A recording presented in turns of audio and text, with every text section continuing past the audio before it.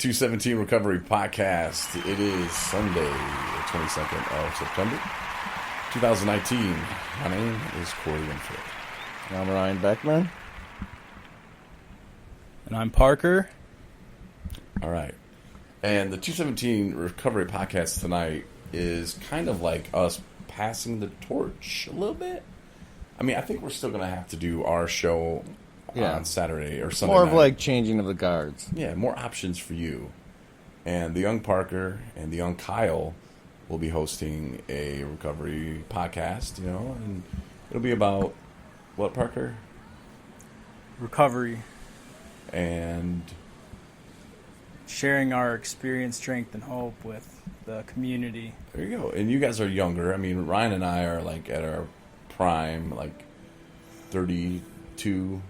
And you guys are like, what, 21 and 18? We're like 17. Kyle's 16 years old. I'm 18 years old. Because they say when you start drinking, that's where your brain is trapped and kept at. And you guys can get into that in one of your later episodes, I'm sure. But no, you guys are a younger demo, and you guys have different experiences than we have. Ryan and I, we can talk about all the chicks we've hooked up with and like the craziness that we did, and the 90s were just crazy. The aughts were just, and you guys were still like playing video games and stuff. And there's nothing wrong with that, I'm just saying, like, different crowd, man. Still in diapers. And we're not over here going, in the 90s. Stupid millennials. Ever hear us say that often, too many times. But, like, that's why we're like, we understand that, man. And 217 Recovery, as we want to grow, we got to include people. Yeah. And we see you guys as like us, but like a lot younger and less mature. But I mean, you guys got it though, man. Like I look at you guys and I think you're serious about it.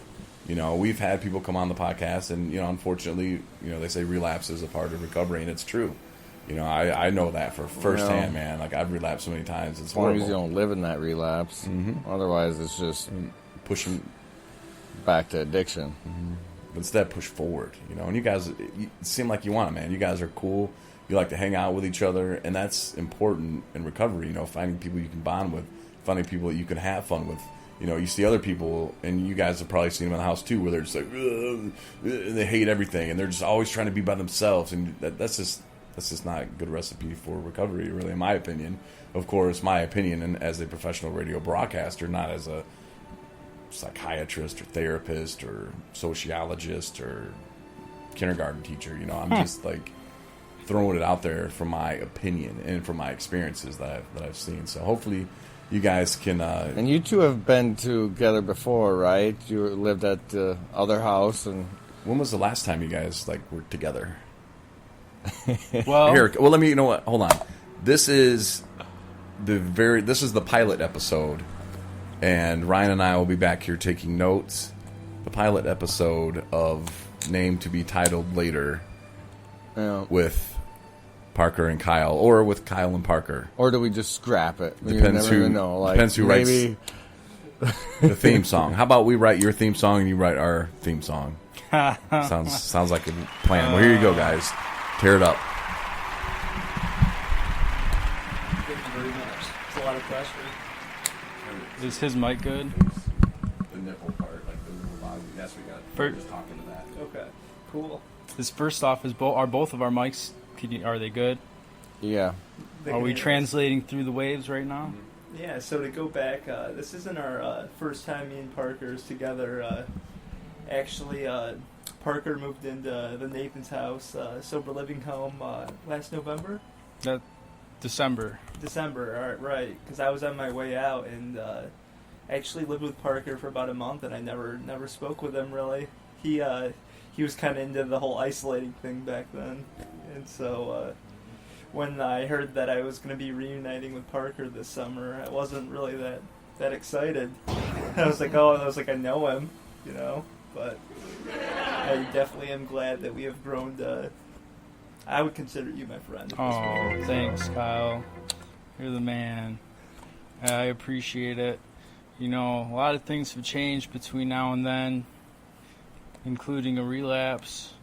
Right. And it is a part of recovery, and I do take that into consideration when I when I speak at meetings or whatever, because now when I talk at meetings, I just kind of feel like I'm a poser, being that I'm in relapse, but I know that it's just a part of relapse.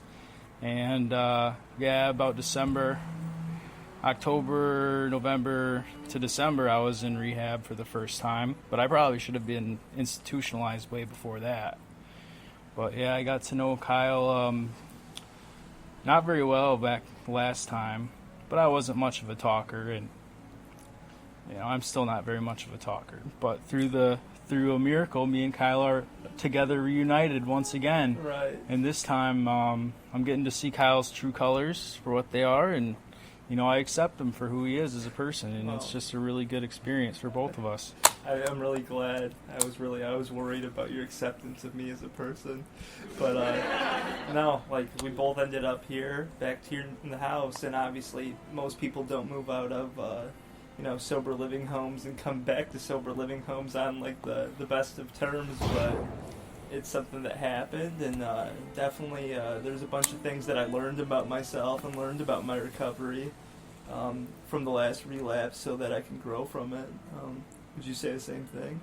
Oh yeah, they say in the meetings that it just gets worse, it doesn't get better, and that's definitely the case. I was drinking just as much, or probably more so, when I started off drinking just as much as I did when I left off.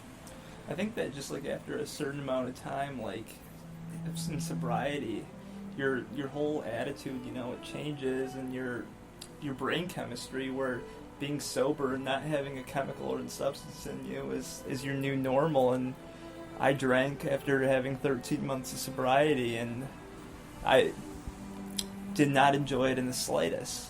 It was like I first sip, I felt buzzed, and then I didn't even feel like I felt anything until I was blackout. I think the fun is pretty much, it's all gone. And I think I needed to realize that one more time, because it definitely helps me deal with any reservations, that I can still drink like a normal civilian. Drink like a gentleman. Hats off to you. Yeah. Yeah. That's what they say. Yeah. They also say that if you haven't drank the fun out of it, then it's not really over till it's over. Right. And all those other AA cliches. If you don't remember your last drink yet, you probably haven't had it yet. That's right. Yeah. There's plenty of cliches and things we've heard 100 times over across the world. I'm gonna make an AA cliche bingo sheet, and the next time they're going around the meeting, I'm gonna flip a coin and go and find one of them to say, and I'll get everybody nodding their head at me in agreement. Like, this guy knows what he's talking about. One day at a time, brother. One day at a time. Yeah. Meeting makers make it. Just remember that. That's right. So, being that this is a pilot episode, because you're a very qualified person to be on this podcast and to be in this sober living house, and so am I. So right. You can go first, and you share your, what led up to figuring all this out. We're both qualified, definitely. The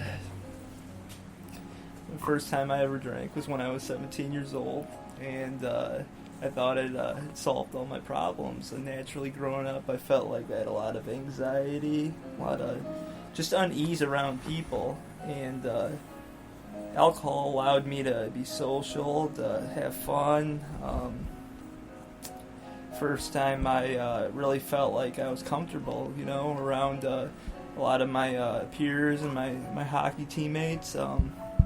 The first year after high school, I had the opportunity to go and play junior hockey in Elliott Lake, Ontario, and that was the first time in my life that I had access to alcohol when I wanted it, and the freedom to drink when I wanted to, and it immediately started to have a negative impact on the rest of my life.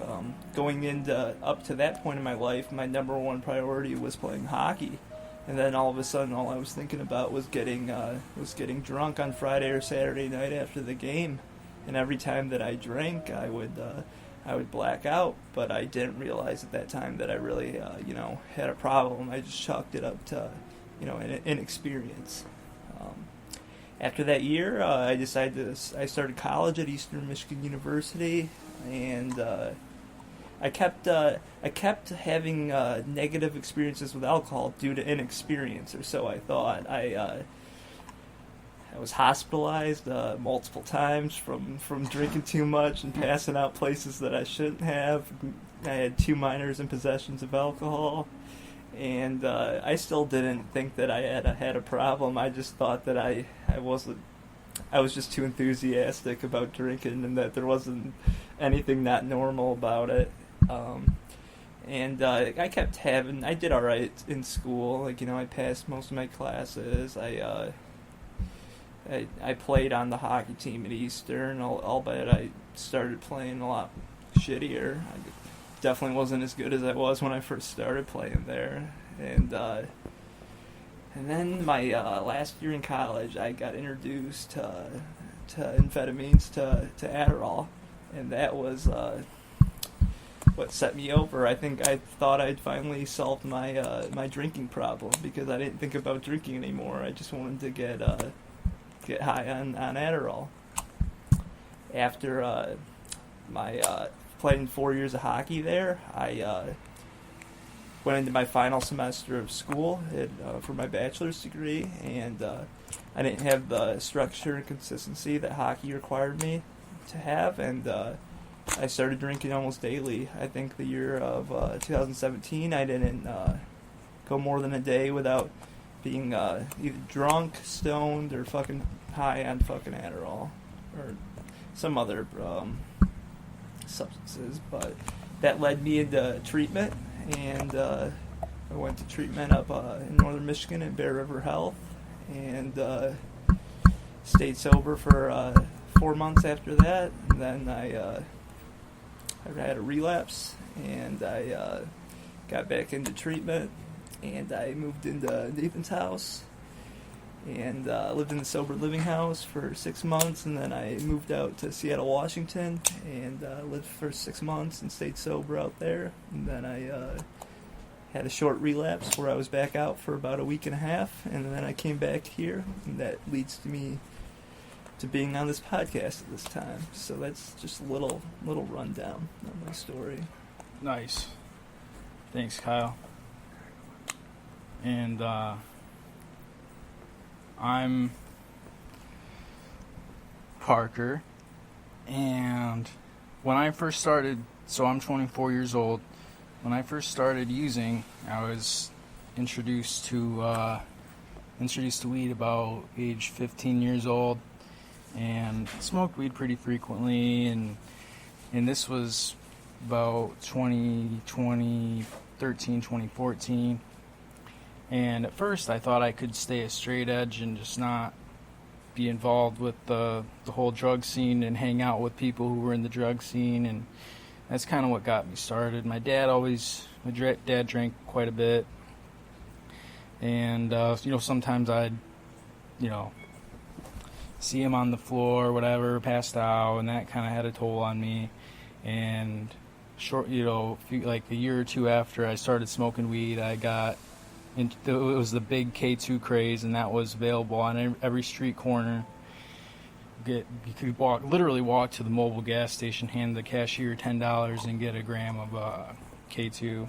And so I was on that for quite a while. I think that had a pretty severe impact on my mental health, but I'll never know. They're still doing studies on that.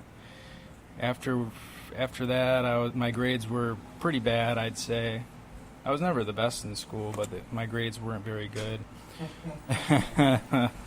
Moved up north to Gaylord, and lived up there for a while. I was still smoking weed or whatever, and things weren't going too bad. I graduated from high school. I went to college for a year, which didn't turn out very good because I was still partying and I was drinking quite a bit because I was at the party scene, drinking like I thought my first starter drink would be Bacardi 151, and I thought that'd be a pretty good deal, which is 70-something% alcoholic volume, which is all I really cared about when I was drinking, is the percentage of alcohol volume that was actually in it.